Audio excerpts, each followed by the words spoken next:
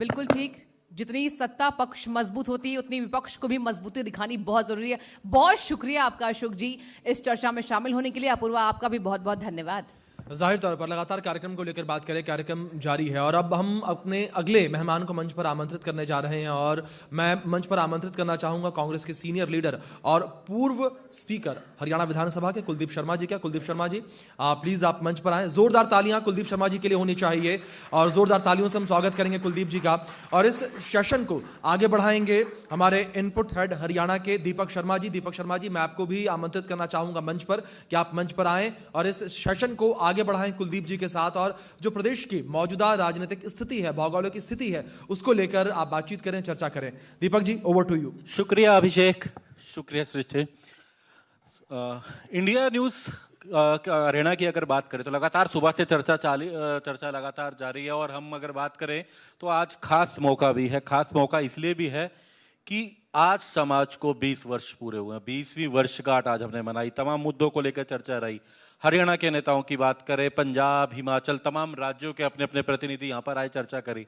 अब हम चर्चा में अगले सत्र की ओर जुड़े हैं, आगे बढ़ रहे हैं और हमारे साथ हैं हरियाणा विधानसभा के पूर्व अध्यक्ष, कांग्रेस के वरिष्ठ नेता कुलदीप शर्मा जी। सबसे पहले तो आपका स्वागत है। चर्चा में हम हरियाणा को लेके, पंजाब, हिमाचल को लेके भी चर्चा करेंगे, लेकिन पहले केंद्र के बजट को लेके बात करें। हाल ही में आम बजट आया, निर्मला सीतारमण केंद्रीय वित्त मंत्री ने बजट पेश किया। आप किस तरीके से देखते हैं उस बजट की अगर बात की जाए तो? देखिए, ये जो बजट केंद्रीय सरकार द्वारा पार्लियामेंट में भी प्रेजेंट हुआ है, इस पर अभी चर्चा होनी है। प्रेजेंटेशन ऑफ जो बजट है अपने आप में एक आंकड़ों का खेल रहता है और वही खेल भारतीय जनता पार्टी ने खेला है। मैं नहीं कह सकता हूं कि इस बजट का जो टारगेट सरकार दिखा रही है कि 2047 में हम एक विकसित भारत को देखना चाहते हैं, हम भी चाहते हैं, लेकिन जिस प्रकार से बजट की प्रेजेंटेशन हुई है और बजट में जिस प्रकार से आंकड़ों की जादूगरी दिखाई दे रही है, ये भविष्यात्मक सोच से बहुत दूर है।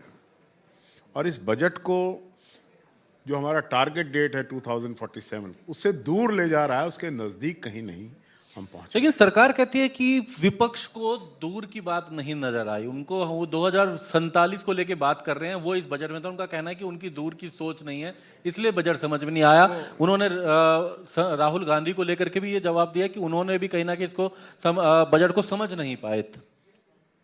देखिए, ये भारतीय जनता पार्टी का इस प्रकार से कटाक्ष कि समझ नहीं पाए हैं, वही तो मैं कह रहा हूं कि शब्दों की जादूगरी से लोगों की आंखों को ओझल करना चाहते हैं। आप बताइए ना, कौन सी ऐसी दूरबीन ले रहे हैं कि 2047 आपको दिखाई दे रहा है 21 साल बाद? उस रास्ते पर चलने के लिए आपने कौन से कदम उठाए हैं? आपने एजुकेशन सेक्टर में किस प्रकार से इन्वेस्ट किया है?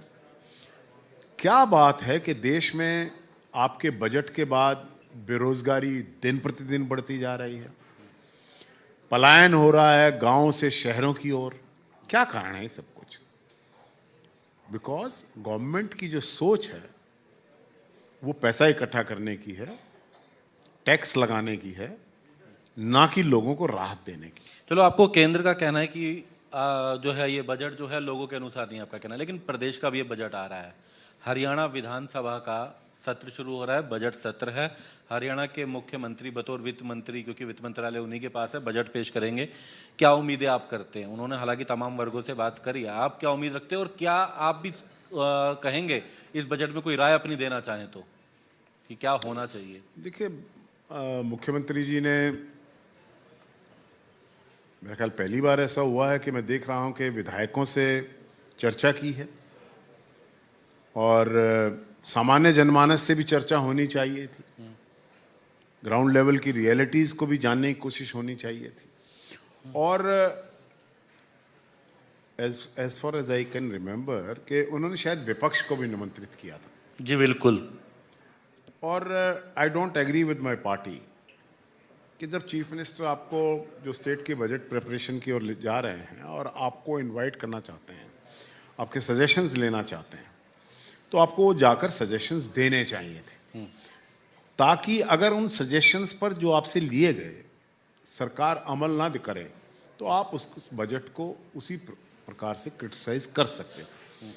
पार्लियामेंट्री डेमोक्रेसी में विपक्ष की भूमिका का अपना अलग महत्व रहता है। यही हम चर्चा करना चाह रहे थे, विपक्ष की भूमिका। जब आप बात सरकार की करते हैं, कहते हैं अगर सरकार मजबूत हो तो डेमोक्रेसी में मजबूत विपक्ष भी होना चाहिए। तो जो विपक्ष की भूमिका है वो किस तरीके से देखते हैं? मैं खासकर हरियाणा को लेकर पहले बात करूंगा आपसे। देखिए, मैं जहां राष्ट्रीय परिप्रेक्ष्य में भी देखता हूं और हरियाणा के परिप्रेक्ष्य में भी, I have been the speaker of the assembly 1952 onwards. अगर आज के दिन देखा जाए तो जो स्टैंडर्ड ऑफ डिबेट है, it's going down, it's becoming poorer by day. एक दूसरे पर आरोप प्रत्यारोप, व्यक्तिगत आकांक्षाएं, एक दूसरे का क्रिटिसिज्म, इस पर सारा दिन वेस्ट किया जा रहा है। आपके सुझाव आने चाहिए, कंस्ट्रक्टिव सोच के साथ आने चाहिए। देश कैसे आगे बढ़ेगा, विपक्ष उसमें बहुत महत्वपूर्ण योगदान दे सकता है। सरकार उस योगदान को लेना नहीं चाहती है और कुछ ना कुछ ऐसी बातें क्रिएट की जा रही हैं। इतना व्यक्तिगत आरोप प्रत्यारोप की राजनीति में की तरफ धकेल दिया गया है कि बजाय इसके कि सब्जेक्ट्स पर चर्चा हो, व्यक्तियों की चर्चा हो रही है। तो स्टैंडर्ड ऑफ डिबेट तो बहुत डाउन चला गया ना। तो इस प्रकार से जो विपक्ष की भूमिका है, जब संसद चल ही नहीं रही है या विधानसभा होती है उसमें वॉकआउट्स हो रहे हैं, लॉक जैम्स हो रहे हैं, तो चल ही नहीं रही है, तो विपक्ष की जो भूमिका है, जो उसके कंस्ट्रक्टिव सजेशंस हैं, उनको लेने का सरकार कोई प्रयास ही नहीं करती है। सरकार सोचती है कि हमारे पास ये सोच बजट हमको ही बनाना आता है और इसमें किसी सुझाव की या इसमें अमेंडमेंट की भी कोई ज़रूरत नहीं है और विपक्ष इसमें कोई सुझाव दे भी नहीं सकता है। तो उनकी तो सोच ही है। विपक्ष को साथ लेकर चलना राजनीति की एक कला हुआ करती है। देखिए, आई हैव बीन स्पीकर का जॉब जो है, being a custodian of the house, बहुत बैलेंस रखना पड़ता है। एक मजबूत विपक्ष हो और सत्ता पक्ष हो, उसको बैलेंस आउट करना ये बड़ा महत्वपूर्ण रहता है। Speaker is a friend of everybody, लेकिन देखते ये हैं कि speakers are totally tilted towards the ruling party और पार्टीजन रोल में चले जाते हैं। उससे जो डिबेट का लेवल है वो भी गिर जाता है और जो मुद्दे हम विपक्ष उभार सकता है उनको पूरा मौका न देकर, मैं समझता हूं उन मुद्दों को दबाने का प्रयास ज्यादा किया जाता है बजाय उसको उठाने के लिए। मेरा एक प्रश्न ये भी है, विपक्ष की हम बात तो कर रहे हैं, सरकार की बात भी करी, लेकिन विपक्ष में एक बात और पूछूंगा। 2005 कांग्रेस सरकार हरियाणा में आई थी।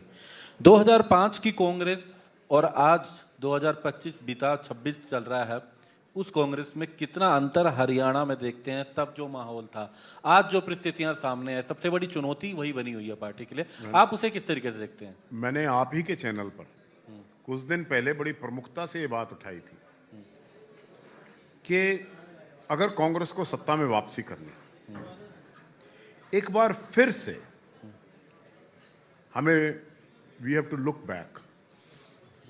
2005 की एक कांग्रेस थी जिसमें हर प्रकार के लोग थे, हर वर्गों की रिप्रेजेंटेशन थी, हर सेक्टर्स की रिप्रेजेंटेशन थी, और वो रिप्रेजेंटेशन अगर कम हुई है तो हम सत्ता से दूर हुए। आपको अगर दोबारा सत्ता में वापसी करनी है तो इसलिए 2005 की कांग्रेस की कल्पना मैंने की थी कि अगर हम उसी बात पर, उसी फॉर्मूला पर काम करेंगे तो कांग्रेस सत्ता में लौट जाएगी। कांग्रेस सत्ता में होगी, लेकिन सत्ता में तो अभी बीते दिनों में भी हमें 2025 में दिख रही थी कि कांग्रेस सत्ता में बहुत दावे किए गए थे, कांग्रेस सत्ता में आ रही है।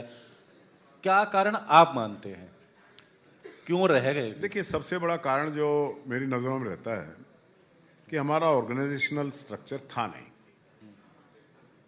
हम भारतीय जनता पार्टी से लड़ रहे थे जिनका पन्ना प्रमुख और बूथ लेवल तक की मैनेजमेंट हमारे से बहुत ज्यादा स्ट्रांग थे, और 12 साल से जब हमारा संगठन ही नहीं था, हमारे बूथ लेवल पर काम करने वाले लोग नहीं थे। दूसरा, फाइनेंशियल मसल जो बीजेपी की है, उनकी जो फाइनेंशियल पावर है वो बहुत ज्यादा है। वो बहुत इन्वेस्ट करते हैं पार्टी में, इलेक्शन में, as compare to Congress. Third, Congress के नेताओं का अति आत्मविश्वासी हो जाना, पार्टी से ऊपर व्यक्तिवाद का हावी हो जाना। कोई भी आदमी पार्टी से बड़ा नहीं है, कांग्रेस से बड़ा कोई नहीं है, लेकिन अगर कोई कांग्रेस से बड़ा होने का भी प्रयास कर रहा है तो उसका नुकसान भी कांग्रेस को उठाना पड़ा। मैं यही एक बात आपसे इसमें जोड़ना चाहूंगा। इंडिया न्यूज हरियाणा से ही बातचीत में रणदीप सिंह सुरजेवाला, उन्होंने कई बड़े प्रश्न उठाए पार्टी में। उन्होंने कहा कि लोकसभा चुनावों में जो 5 सीटें आई हैं, इससे और अधिक 3-4 सीटें आ सकती थी। उनका कहना है कि चाहे वो लोकसभा हो या उसके बाद विधानसभा में भी कई अलग निर्दलीय उम्मीदवार भी ऐसे आए सामने, कई लोगों की टिकटें काटी गई, गलत टिकट वितरण भी रहा। ये बहुत सारे प्रश्न उन्होंने भी उठाए हैं। आप इसे किस तरीके से देखते हैं? इनके इस बयान को लेकर के आप क्या कहेंगे? देखिए, रणदीप सिंह सुरजेवाला जी को मैं हरियाणा के एक ऐसे नेता के रूप में देखता हूं, who is a young face of the party, और जो बातें उन्होंने कही हैं पार्टी को भी बड़ी गंभीरता से लेनी चाहिए। बहुत सी बातों से मैं सहमत हूं। आप मानते हैं कि 3-4 सीटें और भी हो सकती, 5 वाली 8 भी हो सकती थी, 7 भी हो सकती थी? मैं ये कह रहा हूं कि मैं बहुत सी बातों से सहमत हूं। सुरजेवाला जी, उनका जो बोलने का अंदाज है, he has been a very successful lawyer. उनको बात को प्रेजेंट करने का जो तरीका रणदीप सिंह सुरजेवाला का है, मेरा ख्याल वो हरियाणा में बहुत कम लोगों का है। तो सुरजेवाला जी ने, जो CWC के मेंबर भी हैं, जनरल सेक्रेटरी, बड़ी सोच विचार के बाद सार्वजनिक मंच पर अगर ये बात कही है तो पार्टी के नेतृत्व को इसको बड़ी गंभीरता से लेना चाहिए। ये कोई साधारण बात नहीं थी कि हम बेटर परफॉर्म कर सकते थे, हम सरकार बना सकते थे, हम सरकार नहीं बना पाए, बेटर परफॉर्म नहीं कर पाए, उसके लिए रिस्पॉन्सिबिलिटी किसकी फिक्स करोगे आप? हमारी पार्टी में रिस्पॉन्सिबिलिटी फिक्स नहीं हो रही है। लेकिन अगर किसी आदमी को सब कुछ सौंप दिया जाए कि आप सब कुछ करेंगे, तो हार और जीत किसके गले डालोगे आप? हार और जीत की बात करें तो हार तो उनका कहना है कारण दिखा दिया गया पार्टी की तरफ से कि वोट चोरी। लेकिन हरियाणा में ये वोट चोरी का राहुल गांधी जो हैं उन्होंने तो बाकायदा आंकड़े रखे। लेकिन मुझे नहीं लगता, आप क्या कहेंगे? बेहतर बताएं कि क्या जो कांग्रेस को वोट चोरी का मुद्दा उठाना चाहिए था उससे पीछे रह गई, उस तरीके से उठा पाई? मुद्दा भी उठाया और पीछे भी रह गए, ढंग से उठा भी नहीं पाए। देखिए, वोट चोरी जो मुद्दा है बड़ा महत्वपूर्ण है। लोकतंत्र में इस प्रकार से लोगों को मतदान से वंचित कर दिया जाए, उनकी वोट काट कर या कुछ लोगों को बाहर से इधर इंक्लूड करके। मैं अपनी कॉन्स्टिट्यूंसी की बात कर सकता हूं। इलेक्शन के बाद जब हमने सर्वे कराया पार्टी के आदेश अनुसार, 35,000 वोट एक कॉन्स्टिट्यूंसी में या तो डबल है या फर्जी बनी हुई। फिर हम उसका मुकाबला क्यों नहीं कर पाए? आप जिस बात को कह रहे हैं, राहुल गांधी जी ने एक बड़ा महत्वपूर्ण मुद्दा लोकतंत्र में उठाया था कि देश के अंदर फर्जी मतदान है, फर्जी वोटें बनी हुई हैं, और उसके आधार पर हरियाणा में हम 0.5% से तो हारे हैं। लेकिन अगर इस मुद्दे को लॉजिकल एंड पर लेकर जाना चाहिए था, उसके लिए हमारी बूथ लेवल की जो ऑर्गेनाइजेशन है वहां से कांग्रेस को शुरू करना होगा। अगर वहां पर से हम शुरू करते तो ये बड़ा इफेक्टिवली इसको हम लड़ सकते हैं। भारतीय जनता पार्टी की मैनिपुलेशन रिकॉर्ड्स की, इसका कोई मुकाबला नहीं कर पा रहे हैं। क्यों नहीं कर पा रहे हैं? क्योंकि हमारा ऑर्गेनाइजेशनल स्ट्रक्चर जो था वो डिमोलिश था। आप कह रहे हो कि बूथ लेवल पे पार्टी ने उस तरीके से नहीं किया। मैं एक बात और जानना चाहूंगा, हमने देखा आए दिन आप भी कई कार्यक्रमों में लोगों के बीच जाते हैं, पार्टी के प्रचार को लेके भी या फिर सरकार के मुद्दों को अगर उस पर भी उठाने हो तो। लेकिन ऐसी ही एक यात्रा हरियाणा में कांग्रेस के एक नेता ब्रिजेंद्र सिंह चला रहे हैं। उसके अंदर भी मैं बात करूं तो कांग्रेस के कई वरिष्ठ नेता पहुंचे, आप खुद वहां पर गए, आपने कहा कि बृजेंद्र सिंह ने एक अच्छा कदम है, आपने तारीफ करी, कुमारी सैलजा भी नजर आई, प्रदेश कांग्रेस के कई वरिष्ठ नेता नजर आए, कई नजर आए पर कई नजर नहीं आए। जो नजर नहीं है वो तो कह रहे हैं कांग्रेस की यात्रा ही नहीं है, ये कांग्रेस का हॉलमार्क ही नहीं है इसके ऊपर। तो देखिए तो तो क्या देखिए हमारी पार्टी के महामंत्री जी ने, पार्टी अध्यक्ष ने ये कहा कि ये पार्टी की आधिकारिक यात्रा नहीं है। ये नहीं कहा है कि कांग्रेस की यात्रा नहीं। तो फिर प्रदेश कांग्रेस के अध्यक्ष देखिए, का ना आना, कांग्रेस सीएलपी लीडर भूपेंद्र हुड्डा का ना आना, दीपेंद्र हुड्डा का ना आना, कांग्रेस के सांसदों का वहां ना पहुंचना, केवल कुमारी सैलजा पहुंची है, मैं बात उसमें तो मन बहुत कर समझ नहीं में आ रही है कि आज ब्रिजेंद्र सिंह यात्रा कर रहे हैं, कल को कोई और यात्रा कर रहा है, तो किस किस की यात्रा को पीसीसी ऑन करेगी, किस किस की यात्रा को कांग्रेस ऑन करेगी। तो ठीक है, ब्रिजेंद्र सिंह जी इस यात्रा को कर रहे हैं और जिस मुद्दे को लेकर कर रहे हैं वो महत्वपूर्ण है। आपसी भाईचारा और जातिवाद के खेल में फंसा हुआ हरियाणा, और जिसके लिए solely responsible Bharatiya Janata party है, उस माहौल से जब समाज ही नहीं रहेगा, समाज ही टूट जाएगा, तो कौन सी राजनीति कर रहे हो? परिवार टूट जाएगा तो कौन से भवन बनवा रहे हो? समाज की दोबारा पुनर्संरचना के लिए ब्रिजेंद्र सिंह ने यह स्टेप उठाया है, इसका मैं पूर्णतः समर्थन करने भी गया था और लोगों ने भी किया। कुछ लोगों की चॉइस है कि नहीं गए हैं, लेकिन 18 जिला अध्यक्षों ने हरियाणा के अंदर इस यात्रा के अंदर पार्टिसिपेट किया है और बहुत से विधायकों ने किया है, मेंबर्स ऑफ पार्लियामेंट ने किया है और लोगों ने किया, जो फॉर्मर एमएलएज हैं। People are participating in it, but मुद्दा इज वेरी इंपॉर्टेंट। तो पार्टी के लिए तो ये कहना मुश्किल हो जाएगा, लेकिन हमारे जो प्रदेश के अध्यक्ष हैं राव नरेंद्र सिंह, बहुत सॉफ्ट स्पोकन आदमी है और बड़ी गंभीरता से पार्टी के कार्यक्रमों को आगे बढ़ा रहे हैं। मैं देख रहा हूं कि चाहे मुद्दा वोट चोरी का था, उनके अध्यक्ष बनने के बाद उसको लॉजिकल एंड पर तक लेके गए हैं, नहीं लेके गए हैं, लेकिन मैं देख रहा हूं कि वोट चोरी का मुद्दा ग्रामीण स्तर तक पहुंचा राव नरेंद्र के नेतृत्व में। इसी तरह जी राम जी का मुद्दा चल रहा है, मनरेगा को बदल दिया गया, बीबी राम जी, हाँ बीबी राम जी, विकसित भारत, ठीक है, कुछ भी नाम दिया जा सकता है। इस मुद्दे पर भी कांग्रेस जिस प्रकार से सड़कों पे आई है राव नरेंद्र के अध्यक्षता में, बड़ा इफेक्टिवली हम इस मामले को उठा रहे हैं और सारे देश में उठा रहे हैं। ये केवल महात्मा गांधी के नाम से जुड़ा हुआ मुद्दा नहीं है। महात्मा गांधी जी का नाम हटा देने से मुद्दे में दम खत्म नहीं होता है। मुद्दा ये है कि देश के गरीब को जो सबसे दुनिया के अंदर सबसे बड़ा एम्प्लॉयमेंट स्कीम कांग्रेस ने दी थी 2005-6 में, उस स्कीम को डिमोलिश किया है बीजेपी ने। आज गरीब लोगों को जो एम्प्लॉयमेंट का, जिससे करोड़ों करोड़ों लोगों को एम्प्लॉयमेंट मिली, एक गारंटी मिली रूरल एम्प्लॉयमेंट की, उसको भारतीय जनता पार्टी ने उसको केवल ना केवल महात्मा गांधी का नाम बदला है, बाकी सारी स्कीम को। अब किसको रोजगार मिलेगा? गरीब आदमियों के पेट पर डायरेक्ट लात मारी है भारतीय जनता पार्टी ने, उसके खिलाफ हम संघर्ष कर रहे हैं। और बीबी राम जी जो भी नाम रखा है भारतीय जनता पार्टी ने, इसका बड़ा संघर्ष करना पड़ता है इस नाम के साथ। बीबी जी राम जी, बड़ा संघर्ष हो रहा है बोलने में। ये स्कीम, इसकी इफेक्टिवनेस, इसके रूल्स को अगर पढ़ेंगे आप तो ये कुछ काम ही नहीं होगा। सर अभी हम चर्चा में आगे करेंगे, सीएलपी पंजाब भी यहाँ मौजूद हैं, लेकिन एक बात मैं आपसे जरूर जानना चाहूँगा। जो आज हम चर्चा कर रहे हैं, हम चंडीगढ़ में ये चर्चा हो रही है, हरियाणा, पंजाब, हिमाचल को लेकर चर्चा हो रही है। एक आपसे चर्चा ये जरूर प्रश्न पूछना चाहूँगा विधानसभा को लेकर, आप विधानसभा अध्यक्ष भी रहे हैं। चंडीगढ़ को लेकर के अभी हाल ही में हमने जब आपसे बात की तो एक प्रश्न उठाया, चंडीगढ़ को लेकर आप क्या स्थिति रखते हैं? आज भी ये मुद्दा आ जाता है हरियाणा की नेता राजधानी। प्रतिपक्ष पंजाब यहाँ उपस्थित हैं, वो अपने पंजाब की बात करेंगे। हरियाणा की बात तो आप भी बताओ।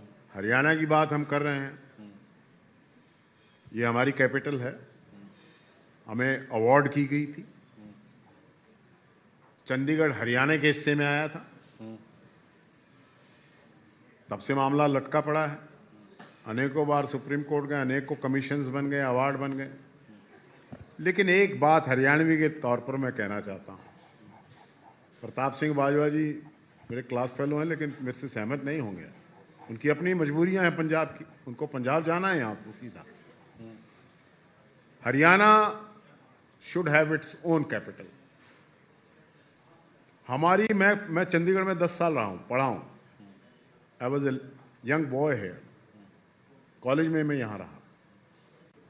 मुझे कभी सेंस ऑफ बिलोंगिंग चंडीगढ़ से नहीं हुई। हमारा हरियाणवी कल्चर यहां से नहीं मिलता है। हम केवल यहां पर 10-15% जो भी एम्प्लॉइज हैं, we don't like to settle here. क्या होना चाहिए? हम होना क्या चाहिए? हमारी अलग कैपिटल बननी चाहिए। कहाँ होनी चाहिए? आप क्या उम्मीद? हरियाणा की कैपिटल बेस्ट सूटेड प्लेस है, कुरुक्षेत्र और करनाल के बीच में होनी चाहिए। सेंट्रल लोकेशन है, हरियाणा की कैपिटल लो, और उस कैपिटल के लिए केंद्र सरकार, इस झगड़ा भी खत्म हो जाएगा। Issue of water and territory should be disconnected. दे दो पंजाब को चंडीगढ़। हम हरियाणा का चंडीगढ़ से कई गुना, अब चंडीगढ़ तो आ रहे हैं 1.5 घंटा तो ट्रैफिक के अंदर जाम में मैं अभी चंडीगढ़ में रहा हूं, और सारी परिस्थिति बनी है। वो चंडीगढ़ थोड़ी रह गया जब प्रताप मोटरसाइकिल पे यहां घूमते थे। ये चंडीगढ़ तो बदल गया है। इतना ट्रैफिक है चारों तरफ, यहाँ इतना कंजेशन है, और पॉल्यूशन डेज में यहां पर दिल्ली की तरह पॉल्यूशन रहता है। तो why shouldn't Haryana have its own capital? समय की थोड़ी बाध्यता है, आगे भी बढ़ेंगे, लेकिन एक प्रश्न जरूर पूछना चाहूंगा अंत में चर्चा में। पंजाब में अब चुनाव आने वाले हैं। हरियाणा का तो 3.5 वर्ष है, पंजाब में ज्यादा नहीं, लगभग 1 वर्ष के अंदर हम बात करें तो। पंजाब में किस तरीके से देखते हैं? पंजाब में जो कांग्रेस थी, क्या आप वहां अंदाजा लगाते हैं? आम आदमी पार्टी वहां सत्ता में है, बीजेपी अब दावा कर रही है कि मजबूती के साथ सत्ता में वहां पर पंजाब भाजपा आएगी। पंजाब में आप किस तरीके से पंजाब की परिस्थितियों को देखते हैं? भारतीय जनता पार्टी का तो पंजाब में कोई अस्तित्व है ही नहीं। मजबूती की बात तो कर रहे हैं। वो सब लोग जो कांग्रेस को चला रहे थे, वही लोग तो आज भारतीय जनता पार्टी को चला रहे हैं। मैं नाम नहीं ले सकता हूं, सभी मेरे मित्र हैं, लेकिन भारतीय जनता पार्टी का अपना कोई वहाँ कोई इंफ्रास्ट्रक्चर या कोई एग्जिस्टेंस नहीं है। पहले वो अकाली दल की पीठ पे सवारी करके सत्ता में हिस्सेदारी रखते थे, जैसे हरियाणा में करती थी ना, इनेलो की पार्टनर बन के। वरना हरियाणा में क्या एग्जिस्टेंस थी बीजेपी? वही हाल पंजाब में है। पंजाब में भारतीय जनता पार्टी, देखिए मुख्यमंत्री जी जा रहे हैं, हरियाणा में डकैतियां बढ़ रही हैं, हरियाणा में बेरोजगारियां बढ़ रही हैं, हरियाणा का पानी नहीं मिल रहा है, हरियाणा में चंडीगढ़ में हरियाणा में कोई पहचान नहीं है। मुख्यमंत्री जी पंजाब जा रहे हैं, क्या कह रहे हैं वहां जाके कि तुम्हारा पंजाब वालों तुम्हारा पानी लेके मैं हरियाणा को दूंगा, कह देंगे क्या? वहां कहें, बहुत बहुत बहादुर मुख्यमंत्री हैं, हर वक्त मुस्कुराते रहते हैं। पंजाब में मुस्कुरा कर ये कहें कि भी हरियाणा का पानी जो है उसको लेने आया हूं मैं, पंजाब में जाके कहें। तो कांग्रेस का भी कभी समय था, कांग्रेस की भी सरकार थी, इनेलो की भी सरकार थी, ये आरोप तो लगभग सब पे लग रहे हैं। आज नायब सिंह सैनी पे, उससे पहले अगर बात करें जब भाजपा की रही, कांग्रेस की रही, इनेलो की रही, लेकिन समाधान तो हुआ ही नहीं। नायब सिंह सैनी जी पर मैं आरोप नहीं लगा रहा हूं। नहीं, हक की बात तो कोई भी नहीं रख पाया। भूपेंद्र सिंह हुड्डा भी रहे, वो भी नहीं रख पाए, सिर्फ बातें ही रही तब भी। देखिए, कानूनी दाव पेच में फंसी रही सारी। अगले भविष्य की किसी ने सोची है? हरियाणा को सबसे ज्यादा जरूरत आने वाले टाइम में पानी की पड़नी है। कृषि प्रधान प्रदेश है, उसके बारे में हमारी लीडरशिप का विजन नहीं बन पाया है। झगड़ा करते रहे, बड़े बड़े इस पे SYL के नाम पर वोट मांगे गए हैं, लेकिन किया कुछ नहीं है। और होना ये चाहिए। अभी भी क्या है, सुप्रीम कोर्ट एपेक्स बॉडी है, उसका जब निर्णय आ चुका है तो अपॉर्शनमेंट ऑफ वाटर करा के, या हमने पानी मांगा है, सुप्रीम कोर्ट का फैसला आया, पंजाब ने हमारी नहर उसको हमारी ही सरकार थी वहां पर, उन्होंने रेजोल्यूशन पास कर दिया अभी रिसेंट तक। ये इस तरीके से हरियाणा के साथ जो हो रहा है, ऐसे में सुप्रीम कोर्ट की भी भूमिका है कि अपने ऑर्डर की इंप्लीमेंटेशन कराए। चलिए और हरियाणा सरकार को भी ये कोशिश करनी चाहिए कि जो सुप्रीम कोर्ट में जाकर ये कहें जो आपने हुक्म दिया है उसको आप लागू करवाइए।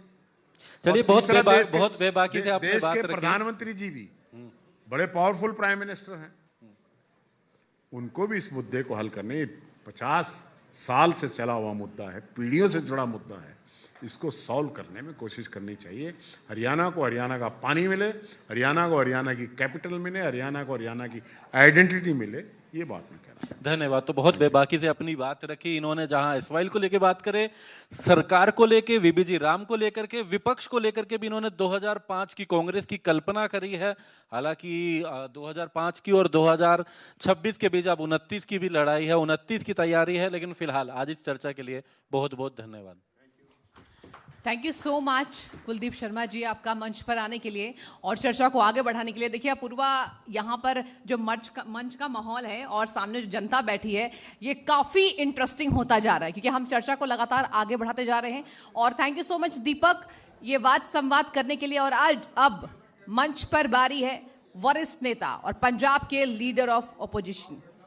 बिल्कुल, और देखिए प्रताप सिंह बाजवा जी को हम मंच पर आमंत्रित कर रहे हैं, लेकिन हम यहाँ पर यह भी चर्चा कर रहे हैं कि सिर्फ हम सत्ता की आवाज नहीं आप तक पहुंचा रहे हैं, हम यहाँ पर बात कर रहे हैं विपक्ष की भी।